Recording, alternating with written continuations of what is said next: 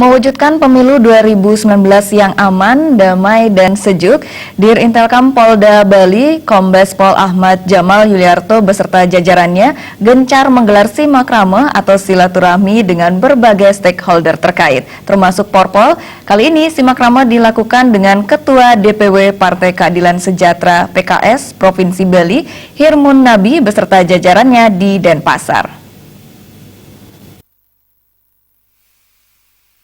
Simakrama antara jajaran Partai Keadilan Sejahtera PKS Provinsi Bali dengan Polda Bali dilakukan di sebuah perumahan di Renon, Denpasar, Bali. Acara dihadiri oleh Ketua DPW Partai PKS Bali beserta pengurus-pengurus PKS di Bali. Dalam kesempatan tersebut, Dirintelkam Polda Bali Kombes Pol Ahmad Jamal Yuliarto meminta parpol termasuk PKS turut ikut serta menjaga kondisivitas Bali selama perhelatan politik, pemilu legislatif dan pemilu presiden 2019.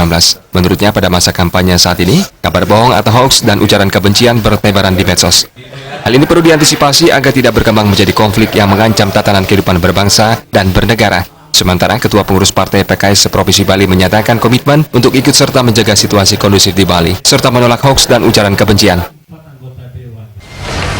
Jadi, pada prinsipnya kami ini selaku partai siap menjaga kondusivitas atau ketertiban umum di Denpasar maupun Bali. Karena seperti kita ketahui bersama bahwa rasa aman di Bali merupakan sesuatu yang sangat-sangat harus kita jaga, karena memang tulang punggung PAD kita dari sektor pariwisata.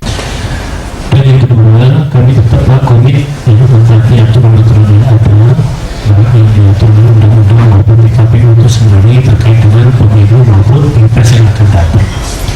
Tentunya kami akan menjadi pegiat demokrasi yang komitmen terhadap nilai-nilai yang sudah disepakati.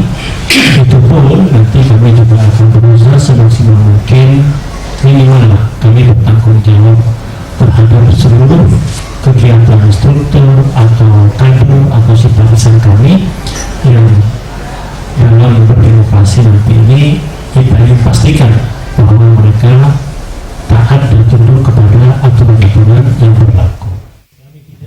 Harapannya bila seluruh stakeholder termasuk parpol menyatakan komitmen anti-hoax dan ujaran kebencian, pesta demokrasi untuk memilih anggota legislatif dan presiden pada tahun 2019 dapat berjalan aman, damai, dan sejuk. Kami PKS Bali menolak berita hoax dan ujaran kebencian, serta mendukung situasi Kamtibmas tetap kondusif menjelang Pileg dan Pilpres 2019. Yes! Kami PKS Bali menolak berita hoax dan ujaran kebencian, serta mendukung situasi Kamtibmas tetap kondusif menjelang Pileg dan Pilpres 2019. Yes! Tim Liputan Bali TV.